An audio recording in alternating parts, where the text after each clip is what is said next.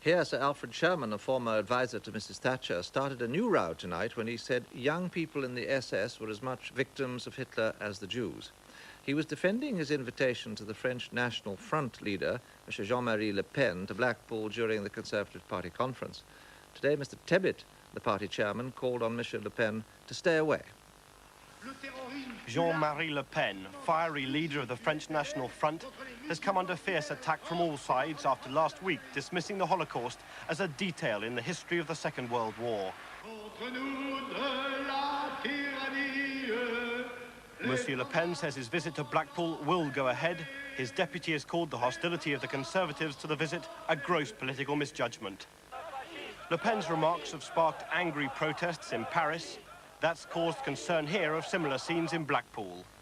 In London, senior Conservatives are distancing themselves from the affair. Norman Tebbit saying he hasn't the power to stop the visit, but it would cause bitter resentment.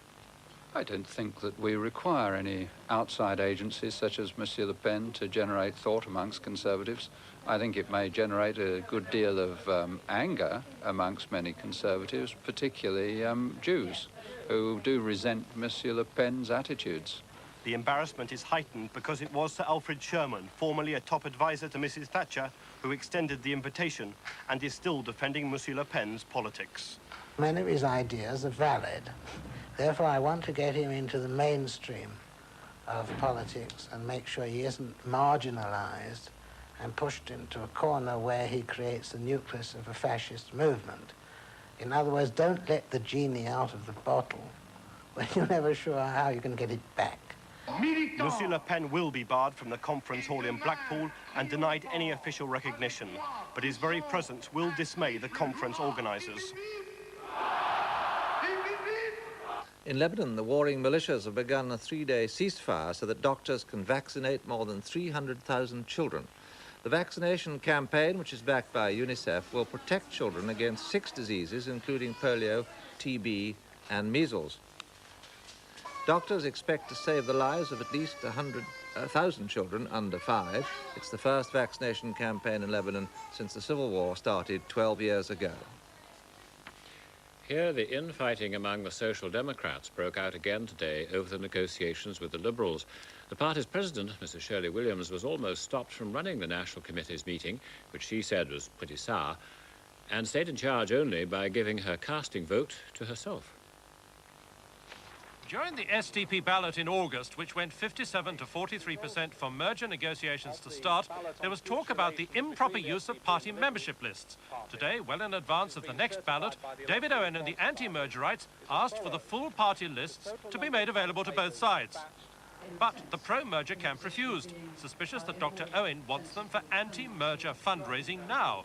There was a huge row. The committee split 14 to 14, and Mrs. Williams, chairing the meeting, only stayed in control by voting for herself. She explained later that, in her view, nobody is entitled to campaign at the present time. It is simply to wreck the procedures and constitutional practices of the SDP.